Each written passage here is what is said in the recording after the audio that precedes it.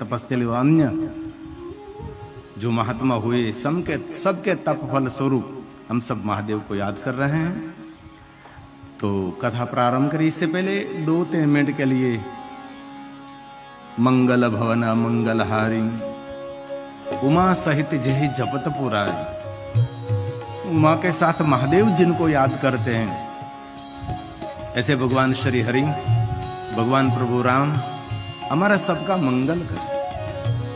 ये चौपाई रामचरितमानस की है, जरूर कंठस्थ करनी चाहिए। एक बार बोलने के बाद 3 बार भगवान नारायण को याद करना चाहिए। ऐसे एक सुंदर एक संत मत है। तो भाव से और आदर के साथ आपकी सुंदर ध्वनि वायुमंडल में मिश्रित हो और हम साथ साथ गाएंगे। आपकी ध्वनि की अपेक्षा रखता हूं। मंगल भवन अमंगल हारी उमा सहित जे जपत पुरारी। मंगल भवन अमंगल हारी उमा सहित जे जपत पुरारी। ओम नमो नारायण नारायण। ओम नमो नारायण नारायण। ओम नमो नारायण नारायण। ओम नमो नारायण नारायण।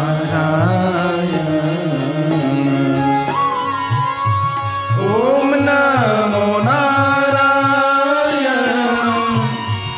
नारायण।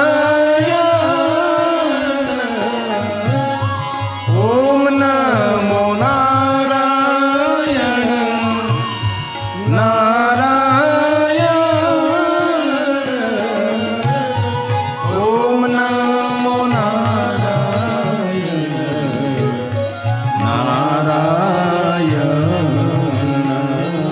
ओम नमो नारायण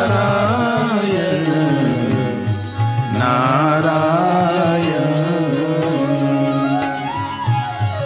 ओम नमो नारायण नारायण।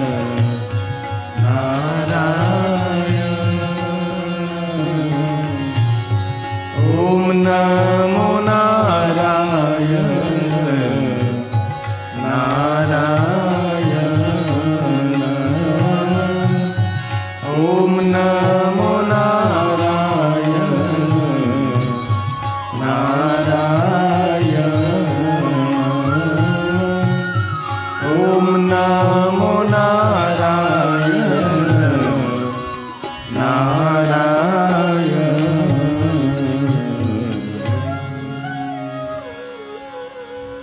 महर्षि भगवान वेदव्यास रचित शिव महापुराण अंतर्गत भगवान महादेव के बारे में बहुत कुछ कहा है। कभी हमारे जीवन में ऐसा प्रश्न होना चाहिए कि हम सभी भगवान महादेव के निराकार लिंग स्वरूप की पूजा करते हैं, तो प्रारंभ किसने किया होगा? ये कभी तो प्रश्न होना चाहिए कि पूरे विश्व में, पूरे भारत में, गांव-गांव में, शहर-शहर में भारत देश के लिए बहुत बड़ा गौरव है।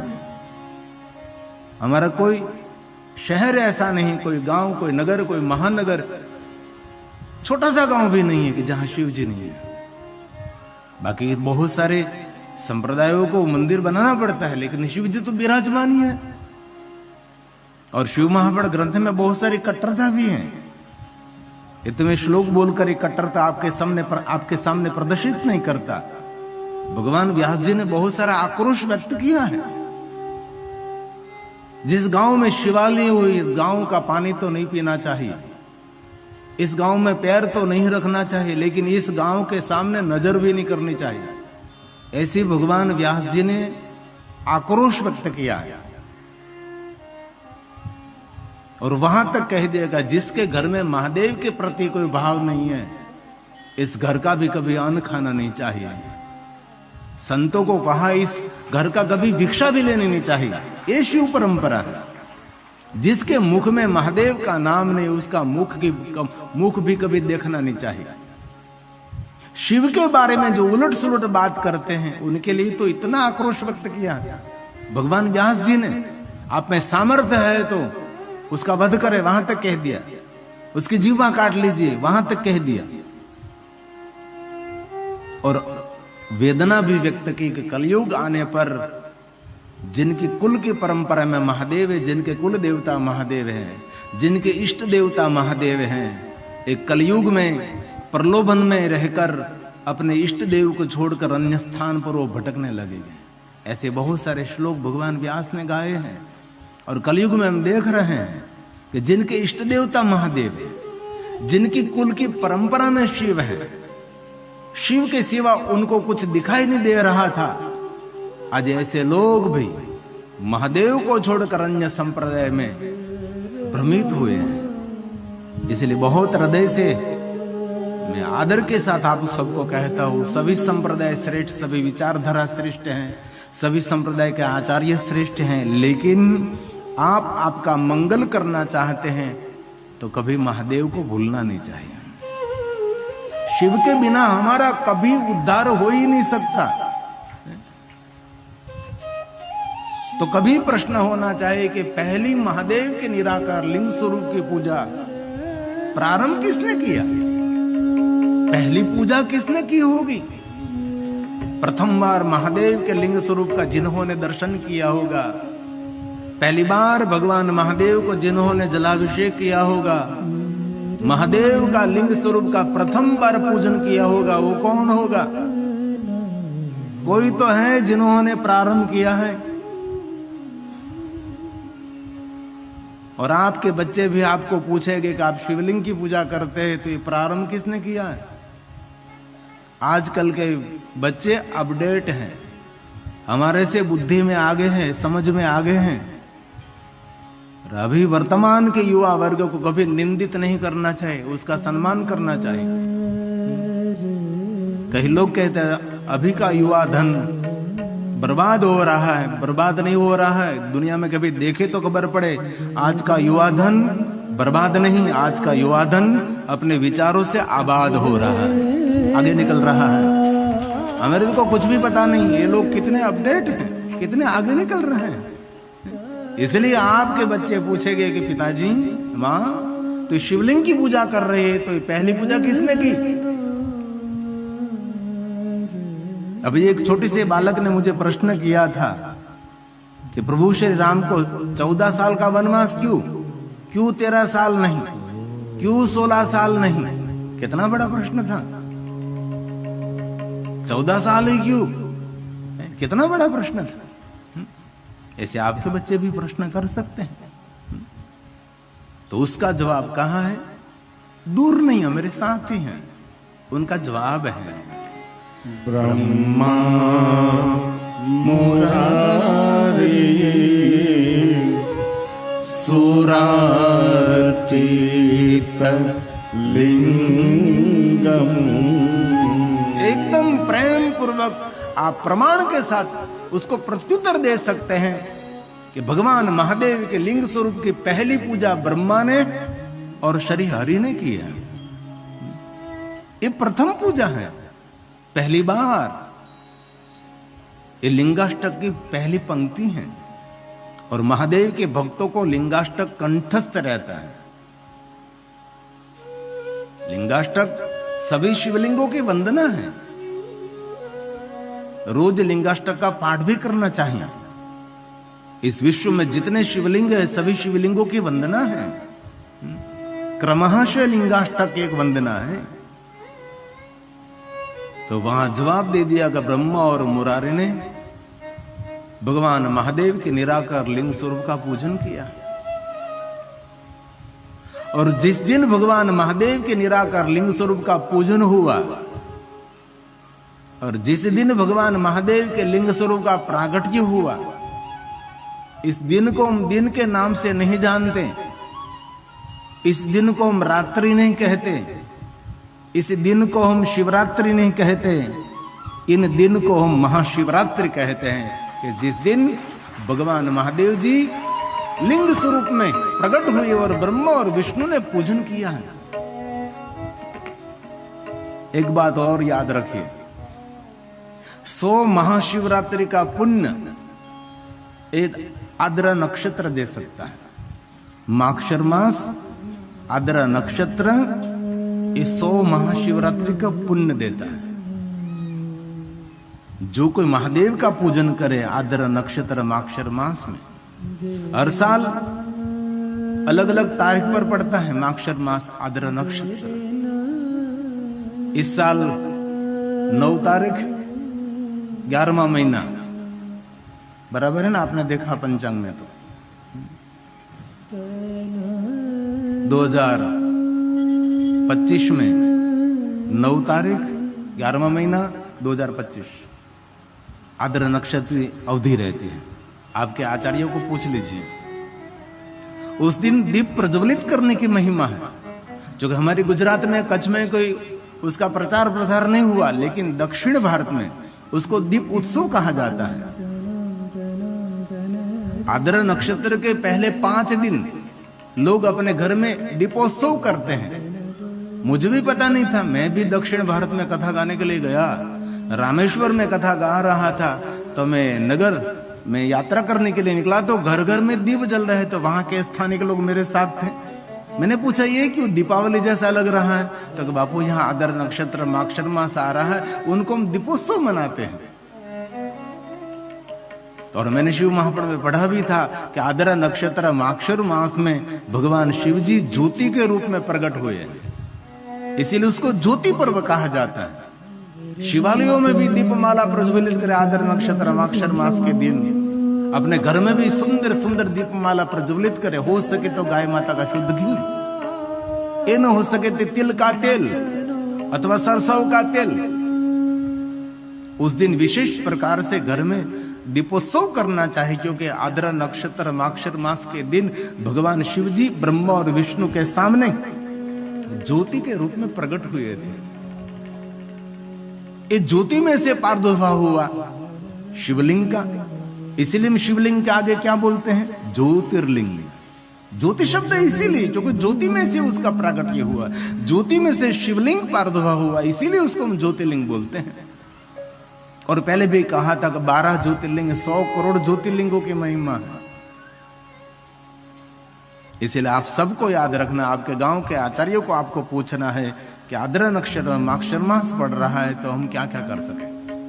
विशेष प्रकार से आप महादेव का पूजन करें, विशेष प्रकार से शिवालय में दीपमाला प्रज्वलित करें। आपके घर में छोटा सा शिवलिंग है जिनको हम चलित शिवलिंग कहते हैं, उसका पूजन करें।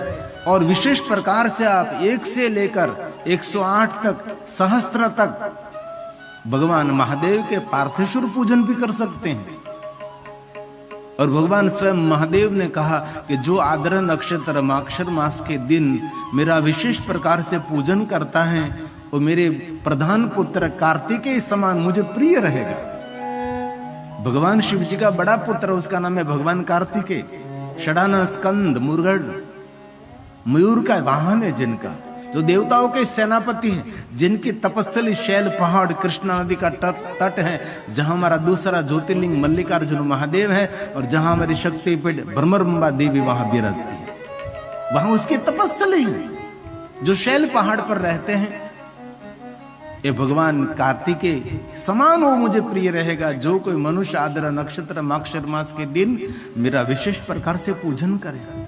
इससे आप सबको याद रखना है, माक्षर मास आद्रा नक्षत्र के दिन अपने घर में दीपमाला प्रज्वलित करे संध्या के समय, और हो सके तो अखंड दीप भी रख सकते हैं। जैसे महाशिवरात्रि के दिन अखंड जागरण होता है, अखंड दीप प्रज्वलित करते हैं, तो जिस दिन ब्रह्मा और विष्णु ने साथ में मिलकर भगवान महादेव के लिंग स्वरूप का पूजन का प्रारंभ किया और ये ज्योति में से शिवलिंग जब अस्तित्व में आया और इस दिन लिंग पूजा का प्रारंभ हुआ, इस दिन को हम महाशिवरात्रि कहते हैं। और स्वयं भगवान महादेव ने कहा है कि जो कोई मनुष्य पूरी साल पूरे वर्ष मेरा पूजन नहीं कर सकते, लेकिन एक महाशिवरात्रि के दिन मेरा पूजन करे, पूरे वर्ष उसको पूजन करने का मैं फल प्रदान करता हूं। ये महाशिवरात्रि है। सुख देने वाली, शांति देने वाली, सुमति देने वाली, संपत्ति देने वाली, सब कुछ दे रही है महाशिवरात्रि। इसलिए शिवरात्रि, महाशिवरात्रि को कभी भूलना नहीं चाहिए। बहुत सारे शिव भक्त त्रयोदशी व्रत करते हैं ना, त्रयोदशी व्रत करे हमेशा, ताके तन नहीं रहे कलेशा, धूप दीप नैवेद्य चढ़ावे, शंकर सन्मुख पाठ सुनावे, तो जन्म जन्म के पाप न चाहे। हर महीने जो आती कृष्ण पक्ष में त्रयोदशी, उनको हम शिवरात्रि कहते हैं। हर महीने, शुक्ल पक्ष की नहीं, कृष्ण पक्ष की। और दूसरी बात एक, कृष्ण पक्ष की अष्टमी के दिन सभी कामना पूर्ति होती है। महादेव का विशेष पूजन करें। हर महीने की कृष्ण पक्ष की अष्टमी के दिन विशेष प्रकार से महादेव का पूजन करें। त्रयोदशी के दिन विशेष प्रकार से महादेव का पूजन करें, जिनको शिवरात्रि कहते हैं। कभी अवसर मिले तो प्रदोष पूजा करें शिव जी की। आपके समाज के आचार्यों को सब कुछ पता होता है, जो पढ़े लिखे आचार्य जी है उनको सब कुछ मालूम है कि प्रदोष पूजा कैसे हो सकती है। जो प्रदोष पूजा करता है, अपने जीवन के सभी दोषों में से भगवान शिव उनको मुक्त कर देते हैं। हमारे जीवन में बहुत सारे दोष रहते हैं ना, एक नहीं अनेक दोष हैं। ये तो हमारे लिए हम जज नहीं बनते, लेकिन सबसे बड़ी सजा तो स्वयं को ही देनी पड़ेगी। हम लोगों को दोषित देखते हैं, लेकिन हमारी जात को दोषित क्यों नहीं देखते? दूसरों का दुर्गुण देखें, वो सज्जन नहीं है। स्वयं का दुर्गुण देखकर अपने दुर्गुण को दूर करे, उनको सज्जन कहा है। दूसरों को दुर्गुण देखता रहे, दूसरों का दोष देखता रहे, वो कोई सज्जन है? अपने स्वयं का दोष देखे, अपनी गलती का सुधार करे, वो सज्जन है। इसलिए प्रदोष व्रत की एक परंपरा है। उनमें भी पंचांग में समय लिखा रहता है। आपके आचार्यों को पूछ लीजिए कि भाई प्रदोष किस समय है। इसी समय में भगवान विशेष महादेव की विशेष पूजा करें। और ये बात आपकी समझ में न आवे तो कृष्ण पक्ष की त्रयोदशी के दिन संध्या के समय महादेव का पूजन, महादेव का दर्शन, महादेव का अर्चन, वो भी प्रदोष पूजा है।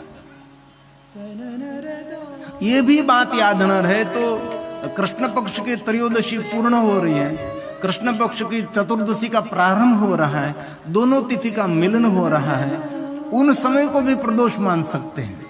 सभी अलग अलग ग्रंथों की मान्यता है।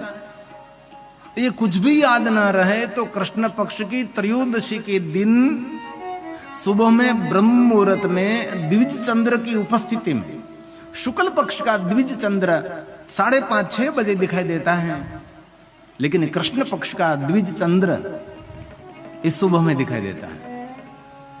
गुजराती में कहूं तो अंधियारियाમાં कृष्ण पक्ष में सवार में सुंदर एक बीजનું દર્શન થાય, પણ શુક્લ પક્ષની બીજનું બધા દર્શન કરે છે।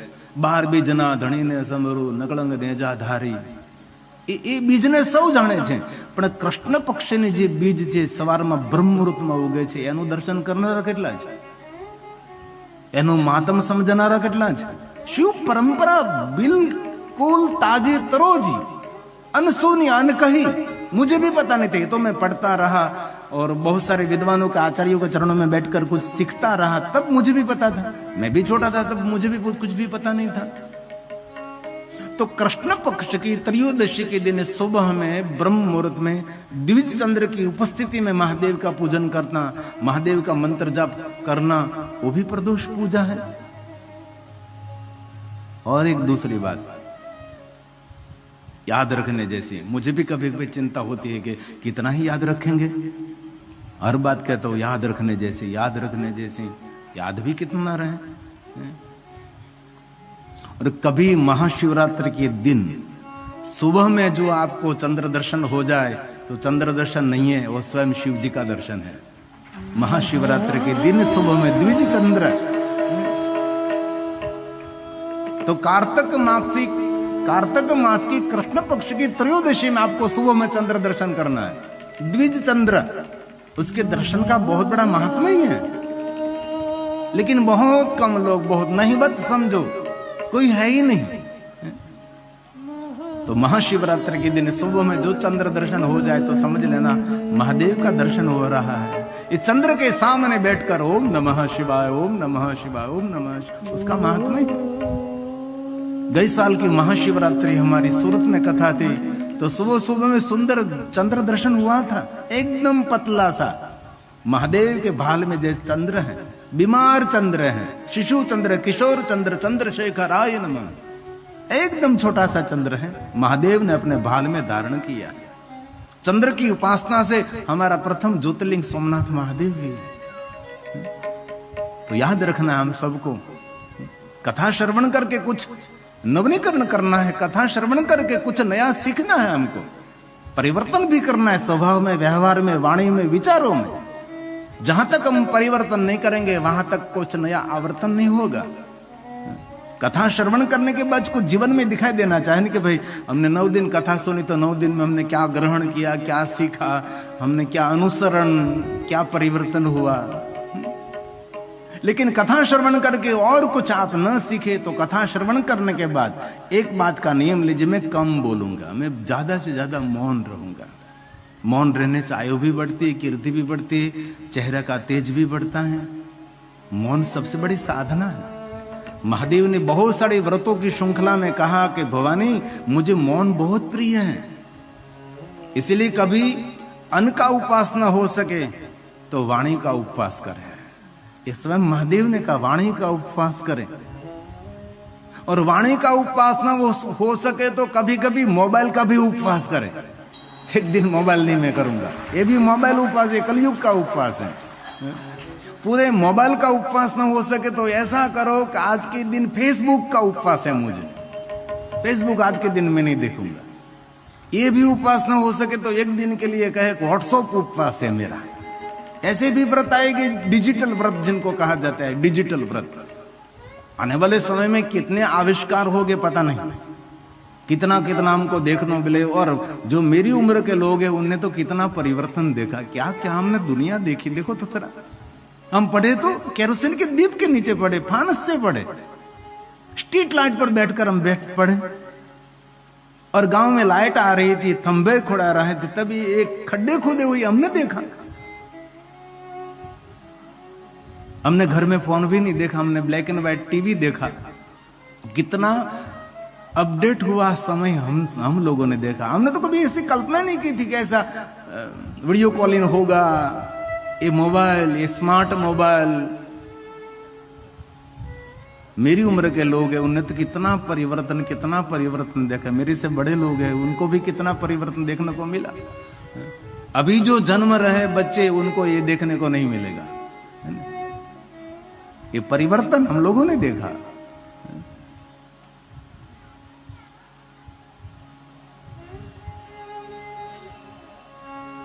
इसलिए वाणी का उपवास कर, आज से दृढ़ संकल्प कर मैं कम बोलूंगा, मैं मौन रहूंगा।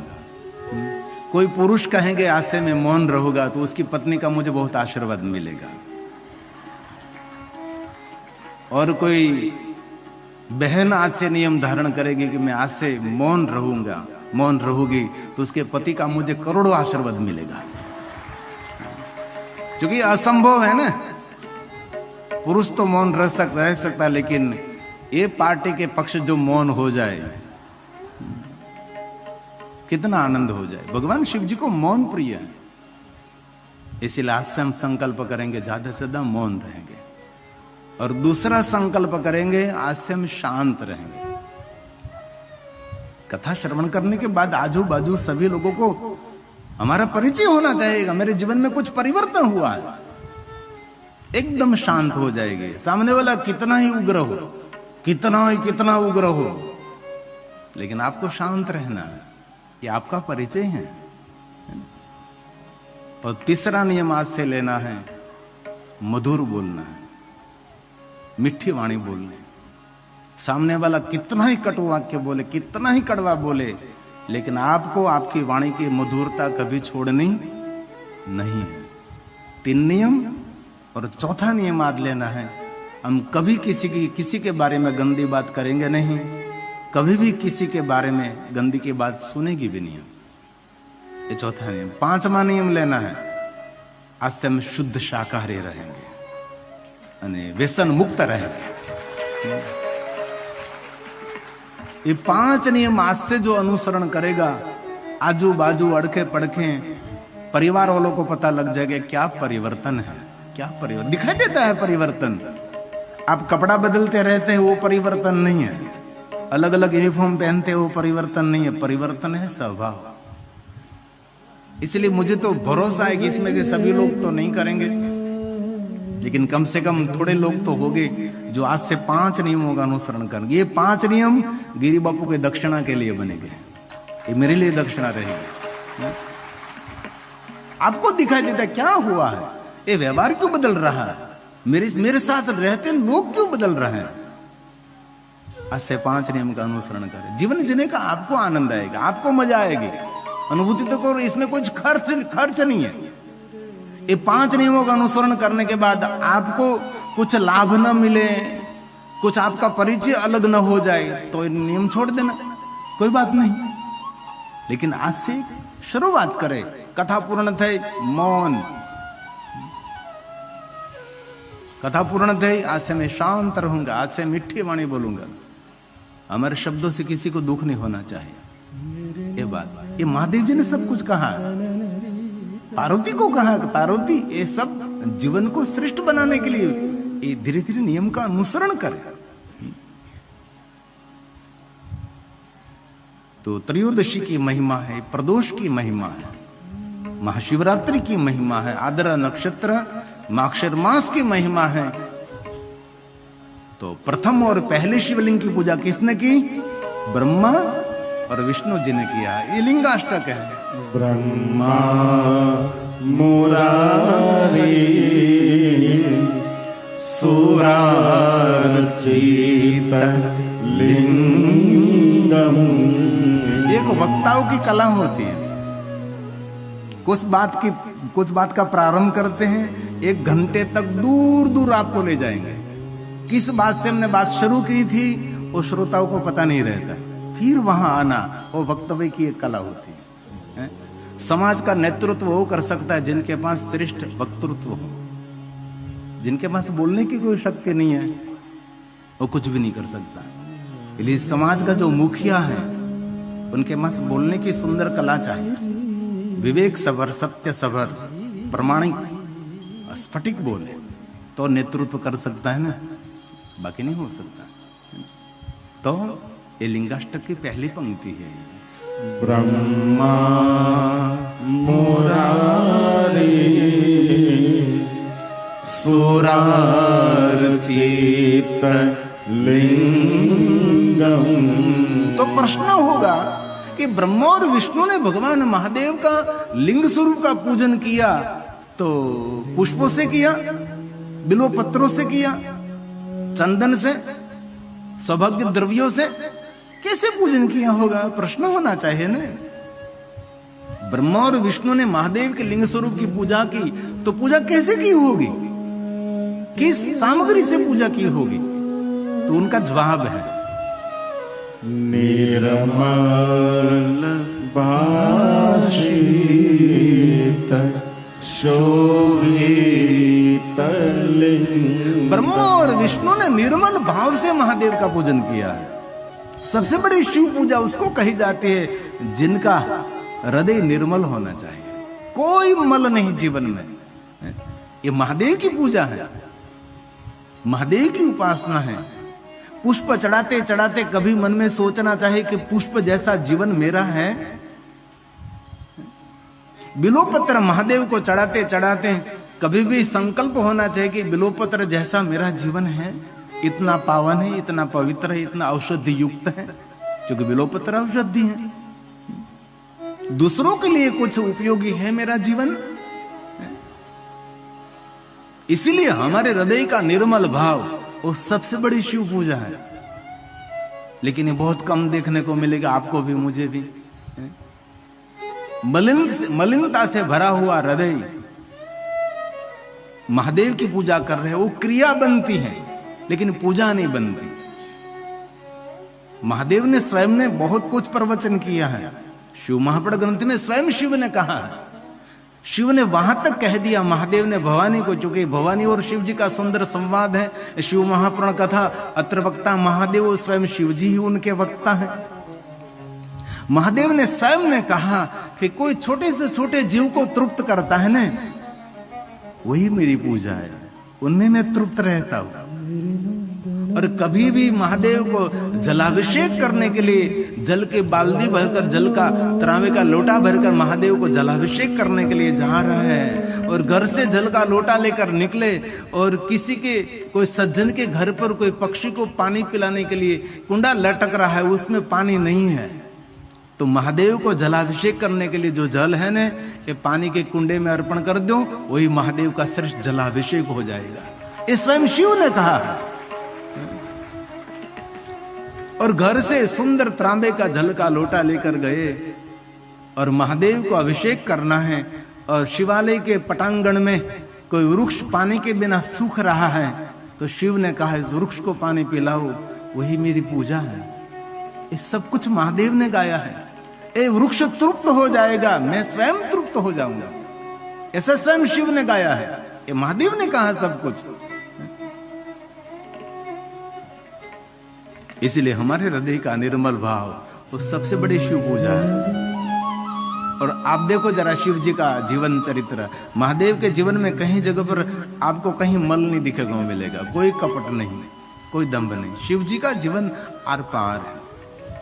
महादेव धन संपत्ति वैभव से महान है, लेकिन विशेष प्रकार से उनका जीवन इतना सुंदर दिव्यता से भरा हुआ है।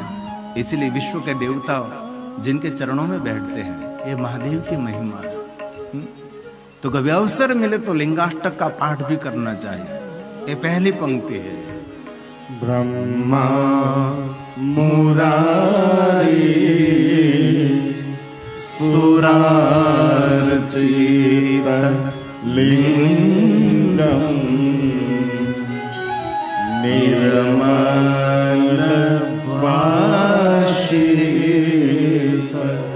शोभित लिंगम। तो निर्मल भाव से महादेव के सामने जो प्रस्तुत हो गए, उनको क्या मिलेगा? जो महादेव के प्रति निर्मल भाव प्रकट करेगा, उनको क्या मिलेगा? कुछ तो मिलना चाहिए। तो क्या मिलेगा? उनके लिए वचन दे दिया, जन्म दुख विनाशन लिंगम। जन्म जन्मांतर के दुखों में से एक मनुष्य मुक्त हो जाएगा। निर्मल भाव भगवान महादेव के सामने प्रकट करना जीवन के सभी दुखों का निवारण है। ऐसे सभी दुखों में से मुक्ति देने वाला भगवान महादेव का लिंग स्वरूप इस शिवलिंग को मैं प्रणाम करता हूं। जिन शिवलिंग की पूजा ब्रह्मा जी ने की, जिन शिवलिंग की पूजा श्री विष्णु जी ने की, इस शिवलिंग को मैं प्रणाम करता हूं। ये लिंगाष्टक है। तत् प्रणमामि सदा शिवलिंगम।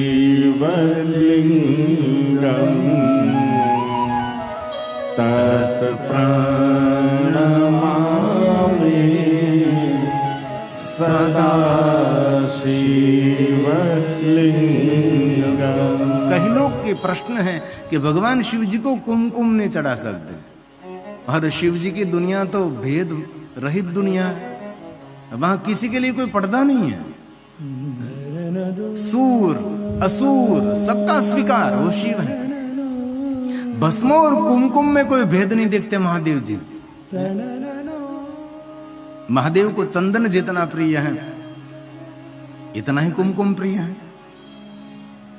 दक्षिण भारत में हम जाते हैं तो महादेव को विशेष प्रकार से कुमकुम का अभिषेक करते हैं, अरे हल्दी का अभिषेक करते हैं, जैसे भस्म अभिषेक करते हैं, वैसे अलग अलग सौभाग्य द्रव्यों से महादेव का अभिषेक, हल्दी का लेप किया जाता है। महादेव को पूरा कुमकुम से भर देते हैं। लिंगाष्टक में कहा है कुमकुम चंदन लेपित लिंगम। रक्तवर्ण चंदन, श्वेत चंदन, केसर युक्त चंदन महादेव को अर्पण कर सकते हैं आप। और जो महादेव को चंदन का लेप किया है, ये चंदन फिर से शाम के समय पखाल करने से पहले ये चंदन आपको पात्र में एकत्र करना है।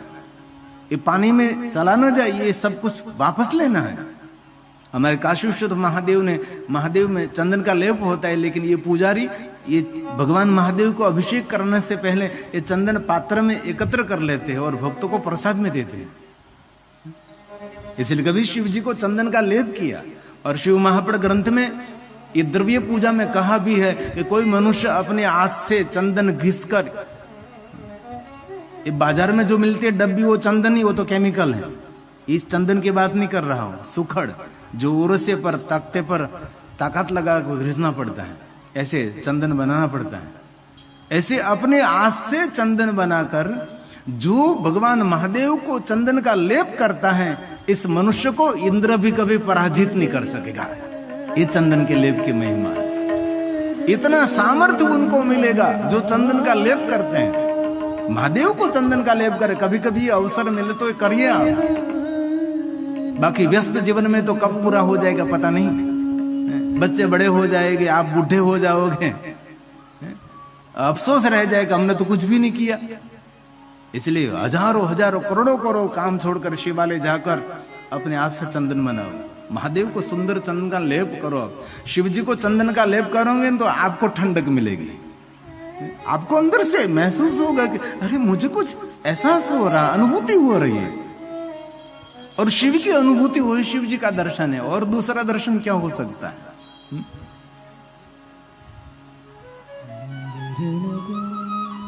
ये लिंगाष्टक में कहा है कुमकुम चंदन लेपित लिंगम पंकज हार सुशोभित लिंगम। कभी अवसर मिले तो कमल पुष्पों का सुंदर हार बनाकर महादेव को अर्पण करें, क्योंकि भगवान महादेव को कमल पुष्प बहुत प्रिय है ना। विष्णु भगवान ने महादेव का पूजन कैसे किया? कमल पुष्पों से किया ना। सहस्त्र कमल में हो रहे धारी कि नहीं परीक्षा तब ही पुरारी, एक कमल प्रभु राखे उजोई, कमल नयन पूजन सहस होई, कठिन भक्ति देखी प्रभु शंकर भये प्रसन्न दिए इच्छित वर। कैसा वरदान दिया? त्रणायाम रक्षाय त्रिपुर हर जागृति जगताम। भगवान महादेव ने विष्णु जी को वरदान दिया।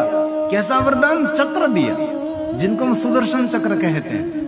विष्णु शयन करते, लेकिन महादेव ने दिया हुआ चक्र जागरूक रहता है।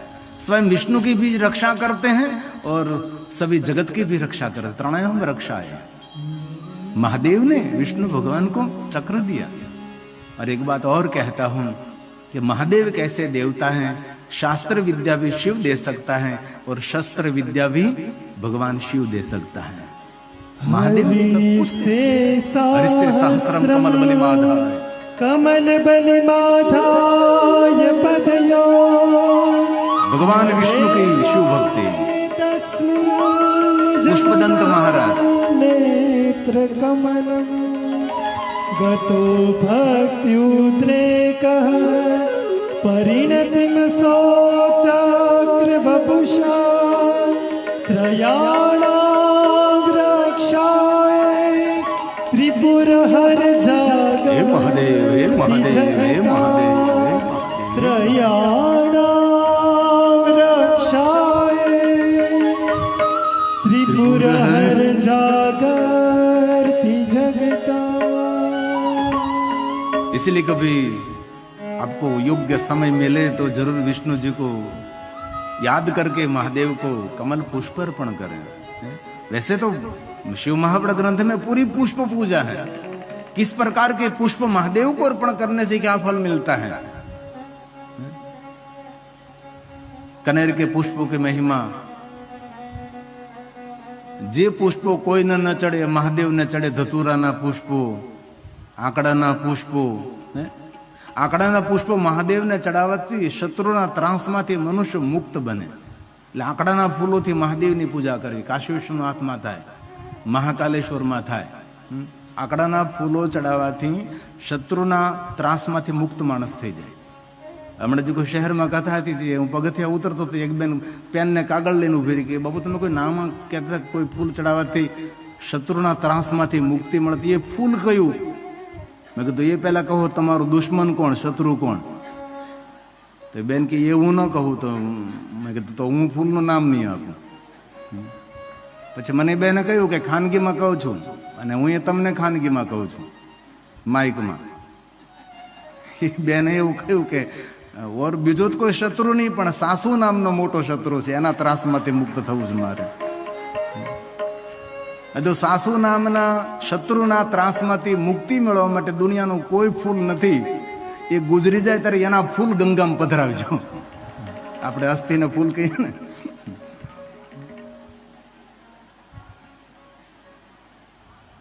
તો લિંગાષ્ટકની આ પંક્તિ છે। कुमकुम चंदन लेपितलिंगम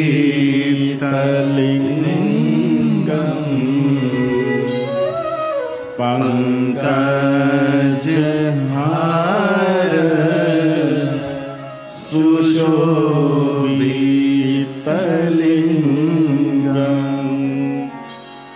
संचित पाप विनाशन लिंगम। एक जन्म नहीं, जन्मा जन्मांतરના પાપોમાંથી મુક્ત કરનારા મહાદેવ છે। સંચિત મતલબ આપણો કેટલાય જન્મનો સ્ટોક પડ્યો હોય, એ બધા જ પાપોમાંથી જે માણસ છૂટું હોય તેમને વિશેષ પ્રકારે મહાદેવનું પૂજન કરું। और मेरे जन्म जन्मांतर का पापों में से मुक्त करने वाला महादेव का लिंग स्वरूप, उनको मैं प्रणाम करता हूँ। ये लिंगाष्टक तत्प्रणमामि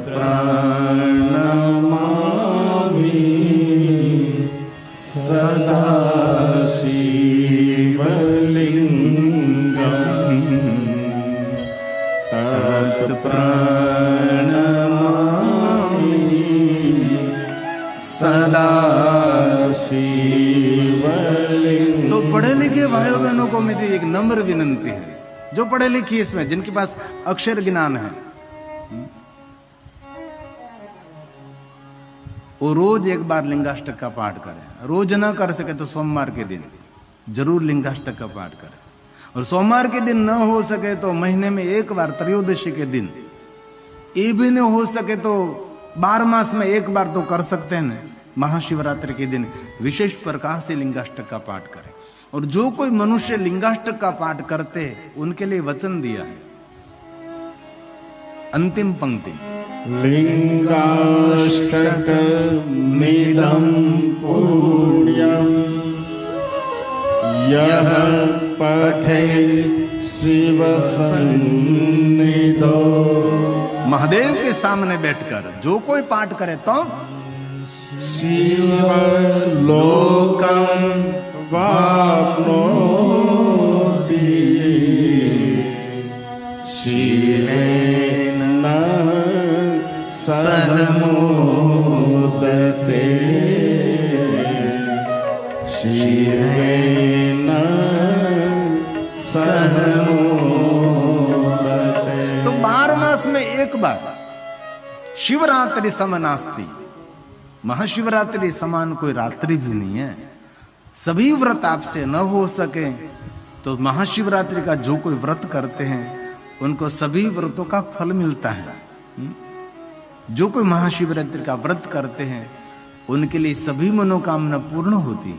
इसलिए 12 महीने में एक बार तो जरूर जो उनकी मन की इच्छा है महाशिवरात्रि का, शिवरात्रि समनास्ति शिवरात्रि समनास्ति व्रतान् उत्तमं व्रतं ज्ञान तो अज्ञान तो वापि कृत्वा मोक्षं वाप्नुयात्। એ મનુષ્યની કામના પૂર્ણ થશે. તેથી મહાશિવરાત્રિ અમંગલને દૂર કરી આપણું જીવન મંગલમય બનાવે છે. એ મહાશિવરાત્રિ છે. जो कोई महाशिवरात्रि के दिन महादेव का पूजन करे, अश्वमेघ सहस्त्राणी वाच के शता नहीं छ, करोड़ों करोड़ों यज्ञों का पुण्य ये महाशिवरात्रि देती है. इसलिए शिवरात्रि महारात्रि, ये योग की रात्रि, ये मौन की रात्रि, ये मुनियों की रात्रि है. इसलिए महाशिवरात्रि के दिन मौन रहना चाहिए. योग तो रोज करना चाहिए.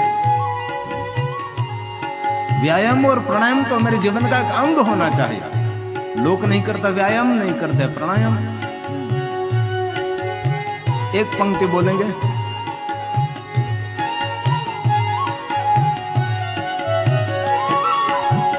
शिवरात्रि महारात्रि योग की है रात्रि। शिवरात्रि महारात्रि योग की है रात्रि। योगियों की योग रात्रि हो, योगियों की योग रात्रि, मुनियों की मौन रात्रि। शिवरात्रि महारात्रि योग की है रात्रि। शिवरात्रि महारात्रि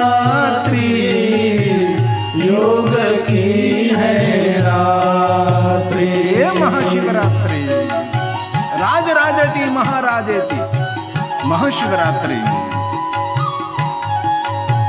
इस साल की महाशिवरात्रि हमारी काशी में है। 15 मार्च को है ना, 15 मार्च।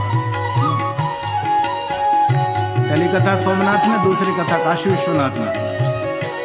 कभी अवसर मिले तो ज्योतिर्लिंगों में महाशिवरात्रि मनाएंगे।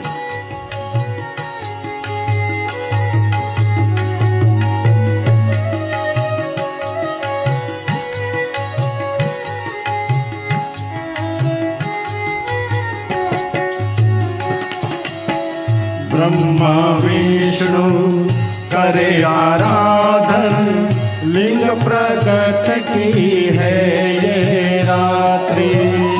हे महादेव, हे महादेव, हे महादेव। ब्रह्मा विष्णु करे आराधन, लिंग प्रकट की है ये रात्रि। ज्योतिर्मय यह शिव स्वरूप है हो, ज्योतिर्मय यह शिव स्वरूप है। मंगलकारी है शिवरात्रि। शिवरात्रि महारात्रि योग की है रात्रि। शिवरात्रि महारात्रि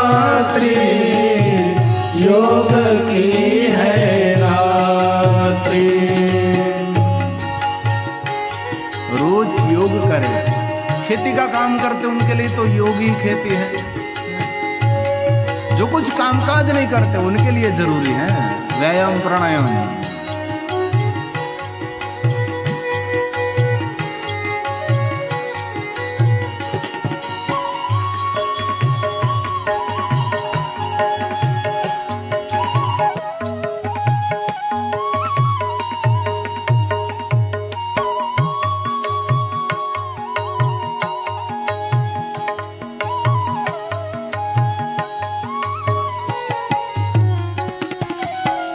अश्वमेघ का पुण्य है रात्रि, दीपमाला की है रात्रि।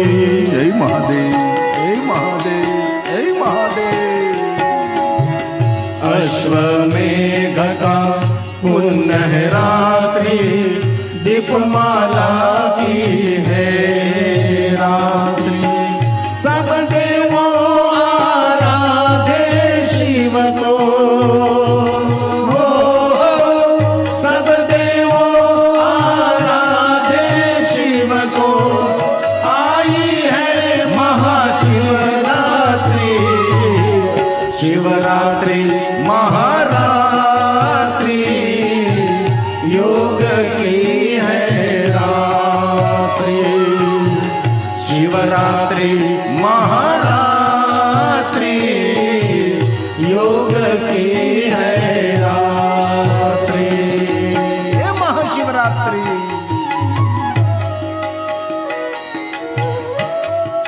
सब कुछ भूलना चाहिए, लेकिन महाशिवरात्रि कभी भूलना नहीं।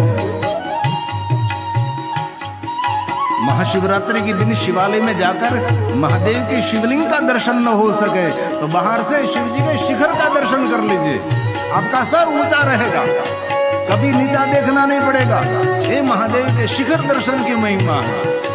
अपने घर में पूजा करें महाशिवरात्रि के दिन। कोई फूल लाया, कोई बेलपाती, पंचामृत और जड़े विभूति। जय महादेव, जय महादेव, जय महादेव। कोई फूल लाया, कोई बेलपाती, पंचामृत और जड़े विभूति। गिरी कहे शिव शरण में आओ, गिरी कहे शिव शरण में आओ। आई है महाशिवरात्रि, शिवरात्रि महारात्रि, योग की है रात्रि। शिवरात्रि महारात्रि, योग की है रात्रि।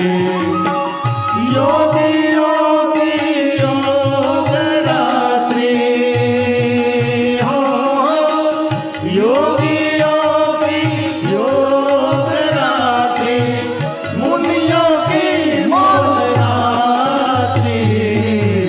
शिवरात्रि महारात्रि, योग की है रात्रि। शिवरात्रि महारात्रि, योग की है रात्रि। शिवरात्रि महारात्रि, योग की है रात्रि।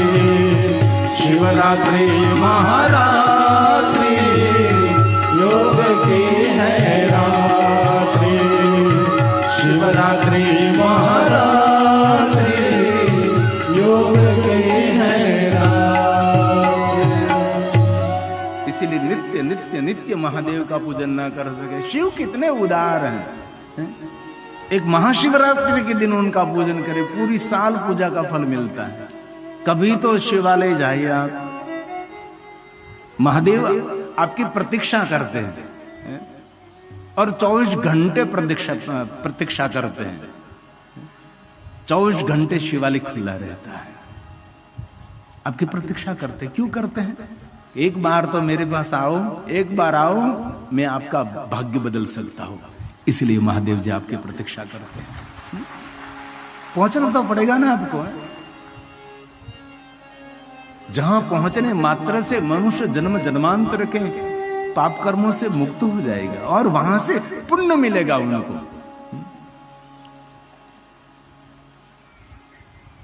और जो कोई मनुष्य महादेव के लिंग स्वरूप का पूजन करते हैं, शाखा पुष्यन्ति वृक्षस्य, एक शिवलिंग की पूजा करने मात्र से विश्व के सभी देवी देवताओं की पूजा संपन्न हो जाती है। कैसे?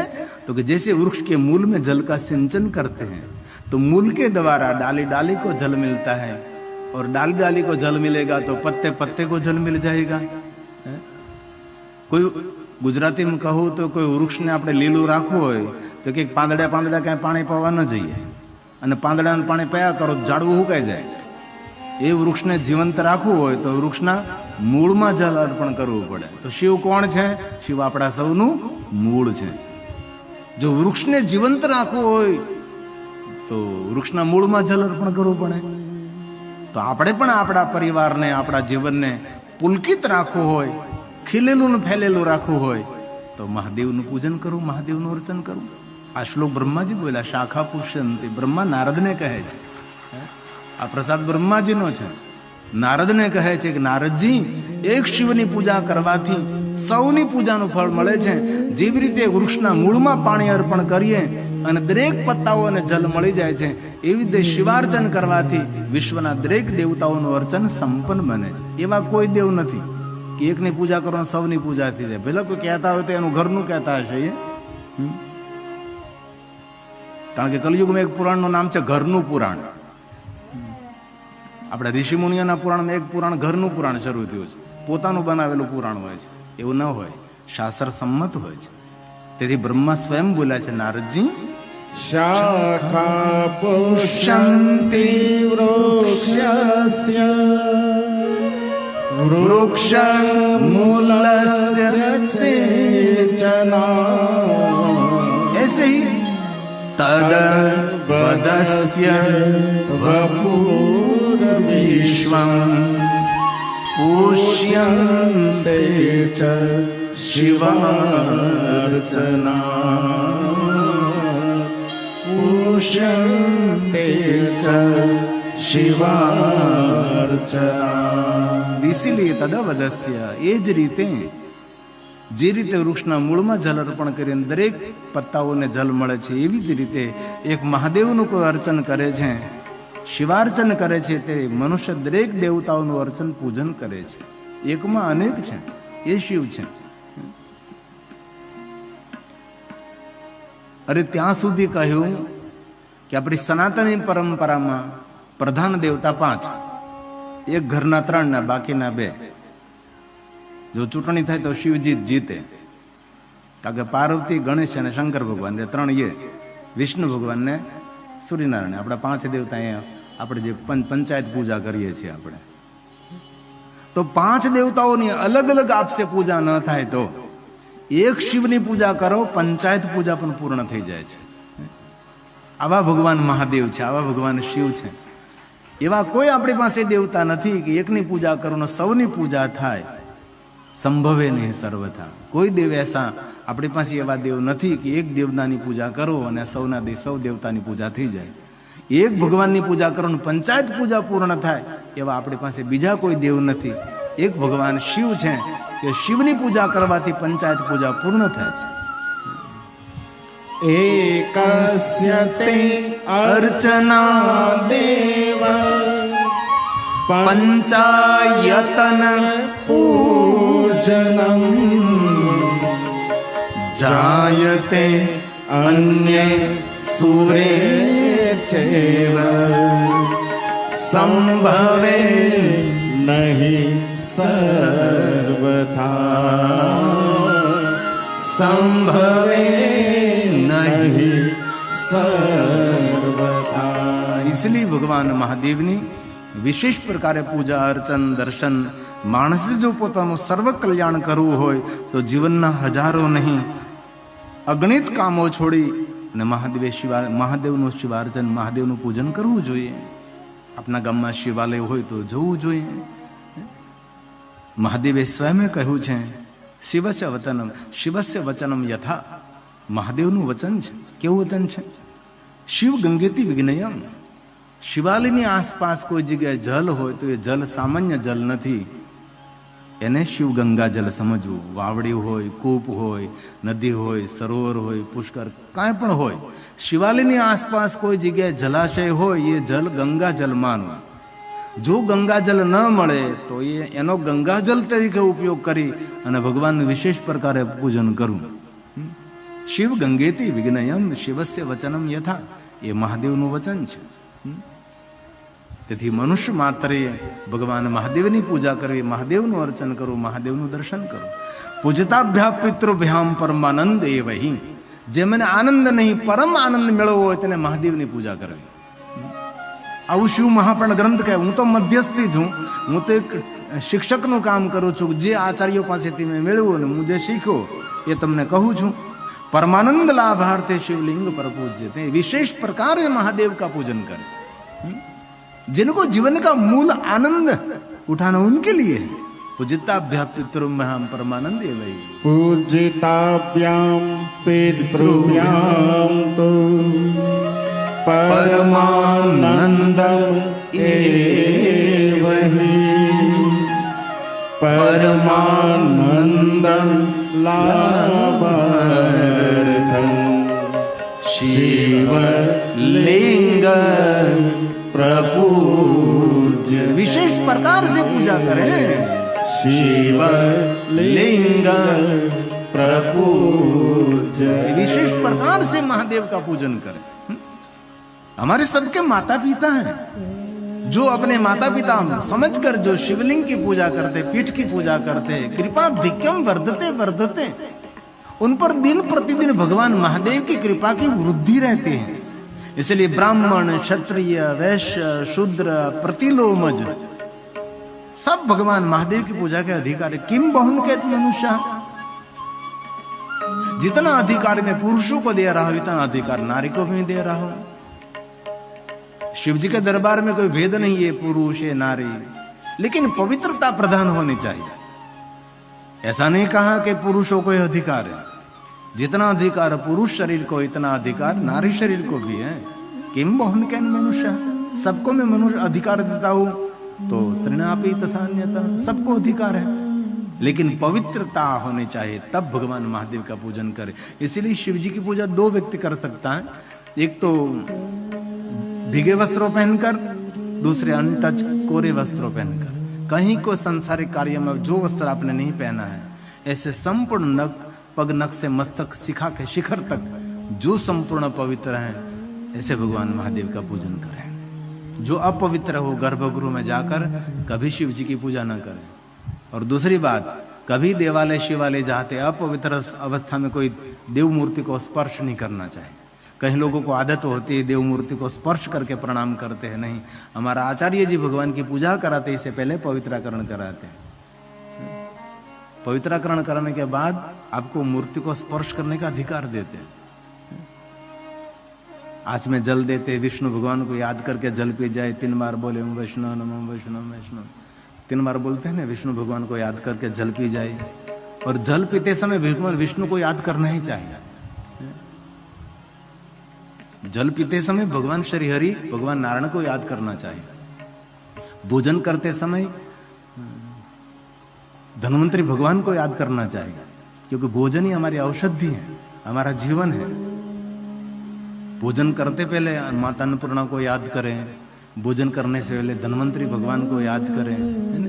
लेकिन ये भोजन भगवान को याद करने जैसा होना चाहिए. हे भोजन भगवान धन्वंतरी को याद करने जैसा हो. भक्ष का भक्षण कर रहे हैं, हे भगवान धन्वंतरी. भोजन तो ऐसा करना चाहिए जिन भोजन पर तुलसी पत्र हो. भोजन तो ऐसा होना चाहिए भगवान ठाकुर जी को अर्पण किया हुआ. अरे भोजन भोजन नहीं, भोजन भगवान का प्रसाद होना चाहिए.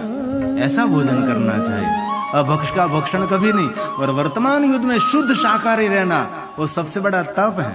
और इस कथा स्थल में जो शुद्ध पवित्र भोजन कर रहा है, शुद्ध शाकाहारी है, उनको मैं गिरि बापू हृदय से प्रणाम करता हूं. जिनका आहार शुद्ध है, जिनका भोजन पवित्र है, वो प्रणम्य है, वो वंदन करने के लिए योग्य है. क्योंकि वर्तमान युग में शुद्ध शाकाहारी रहना बहुत कठिन है. हर व्यक्ति भ्रष्ट होने का भय लगता है. इसलिए हमारा भोजन पवित्र रहे, ऐसा ध्यान रखिए. तो जो कोई नित्य नित्य महादेव का पूजन करते, कृपा धिक्यम वर्धते. प्रातः काल शिव दृष्टवा निशि पाप विनश्यति. आ जन्म कृतम मध्याह्ने सायाह्ने सत जन्मानि. प्रातः काल को शिव जी का दर्शन करते हैं, निशि रात्रि में किए हुए बहुत सारे कर्मों में मुक्त हो जाएगा. मध्याह्न में सब कामना की पूर्ति. और सायाह्ने सत जन्मानि, 7 जन्मों के पाप में से भगवान शिव मुक्त कर देते हैं.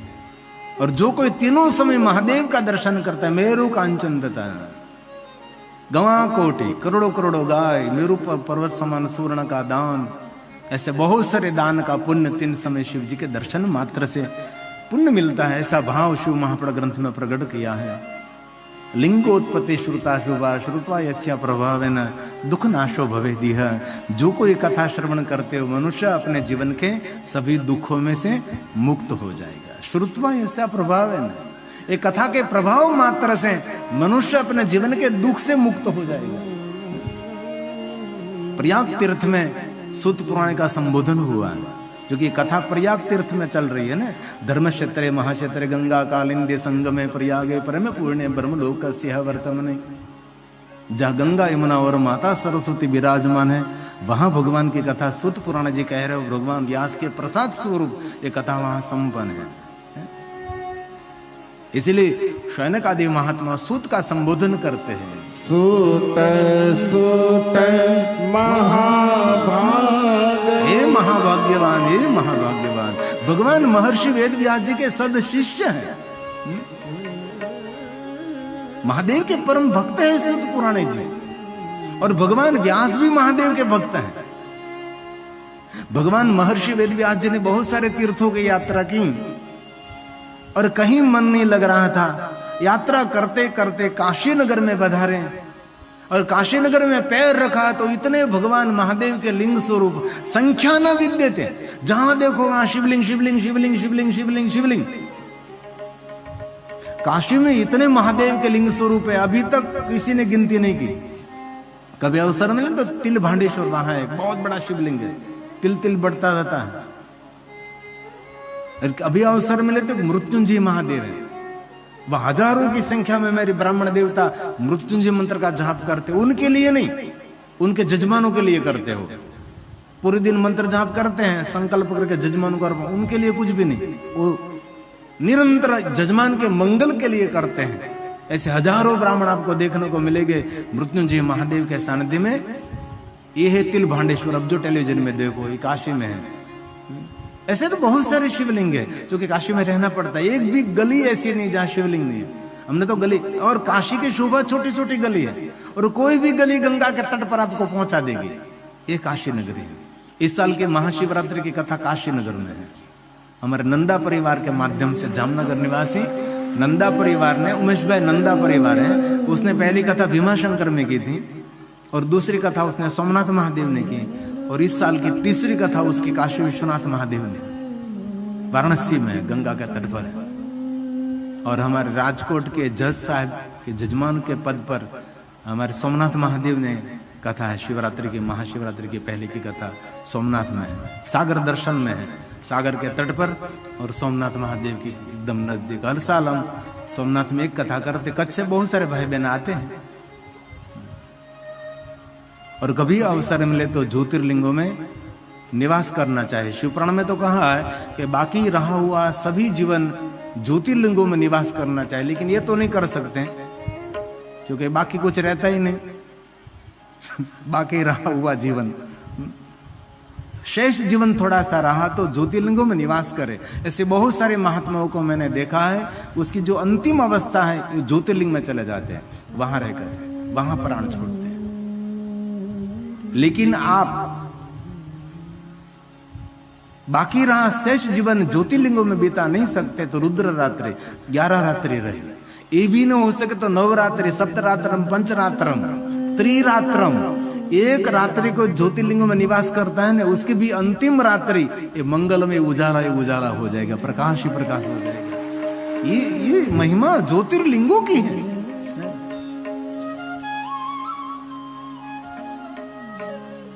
तो भगवान वेद व्यास जी, महर्षि वेद व्यास जी काशी में पधारे तो जहां देखे वहां शिवलिंग शिवलिंग शिवलिंग, और मन में असमंजस हो गए कि मैं किस शिवलिंग की उपासना करूं, कहां बैठकर किस शिवलिंग की पूजा करूं। यहां तो जहां देखो वहां शिव शिव शिव शिवलिंग शिवलिंग है। इसमें भगवान व्यास जी को अंदर से आवाज हुई कि सबके मध्य में बैठो। और भगवान महर्षि वेद व्यास जी जो सभी शिवलिंगों के मध्य में एक शिवलिंग था जिनका नाम मध्यमेश्वर महादेव थे, वहां भगवान व्यास जी बैठ गए और उसकी पूजा का अभी जो देख रहे वो मध्यमेश्वर महादेव है। जहां भगवान व्यास जी ने महादेव की आराधना, महादेव की उपासना की थी। ये तो नवनीकरण हुआ, पहले तो सीधा धरती पर था, लेकिन जीर्णोद्धार होता रहता है ना। इसलिए शिवलिंग अंदर रह गया। शिवलिंग को कभी ऊपर नहीं ले सकते आप, मंदिर को ऊपर ले सकते लेकिन शिवलिंग को स्थान से वहां से उठा नहीं सकते, और वहां कोई गुजराती नहीं पहुंचता। मैं तो बहुत समय तक काशी में रहा और गली गली में मेरी पूरी कैमरा की टीम के साथ मैं गली गली में घूमता रहा। जहां जहां मुझे परमिशन मिली रिकॉर्डिंग की, वहां वहां मैंने परमिशन लेकर रिकॉर्डिंग किया। क्यों? मैंने लोगों को वहां तक मुझे पहुंचाना है, जो कि कथा के माध्यम से हजारों नहीं, लाखों नहीं, करोड़ों लोगों को मैं प्रेरित कर सकता हूं ना, क्योंकि मेरे सामने लाखों लोग नहीं, मेरे सामने करोड़ों करोड़ों भाई बहन है। मेरे तक जो बात पहुंचेगी वो करोड़ों लोगों तक मैं पहुंचा सकता हूं। इसीलिए मैं निरंतर ये सब गली गली में घूमता रहता था। मैं काशी की गली गली में, ऐसी छोटी छोटी गलियों की शोभा एक काशी नगरी है। उनका भी गलियों का भी एक इतिहास है। गली क्यों? उनका भी बहुत बड़ा इतिहास है। तो मध्यमेश्वर महादेव बैठ गए भगवान व्यास जी, और ब्रह्म मुहूर्त में गंगा स्नान करें, गंगा से जल लाकर महादेव को अभिषेक करें, और भगवान महर्षि वेदव्यास जी पंचाक्षर मंत्र का जाप करें। उनका इष्ट मंत्र पंचाक्षर है। राम जी का इष्ट मंत्र पंचाक्षर, द्वारकाधीश कृष्ण जी का इष्ट मंत्र पंचाक्षर, सप्त ऋषियों का इष्ट मंत्र पंचाक्षर, ब्रह्मा और विष्णु का इष्ट मंत्र पंचाक्षर, सबका यही मूल मंत्र है। मूल देवता महादेव है और मूल मंत्र ओम नमः शिवाय है। इसीलिए हलता चलता बैसता उठता खाता पीता ऊँघता जागता ओम नमः शिवाय, ओम नमः शिवाय, ओम नमः शिवाय जाप करें। तो भगवान महर्षि वेदव्यास जी ब्रह्म मुहूर्त में गंगा स्नान करने के बाद महादेव का अभिषेक करते थे और भगवान शिव जी के सामने बैठकर पंचाक्षर मंत्र का जाप करते हैं। एक दिन बाल स्वरूप में भगवान शिव का दर्शन व्यास जी को हुआ। सुंदर बाल स्वरूप, बाल में चंद्र लेकिन स्वरूप बाल। भगवान व्यास जी बहुत प्रसन्न हुए, भगवान महादेव को प्रणाम करने लगे। भगवान आपका मुझे दर्शन हो रहा है।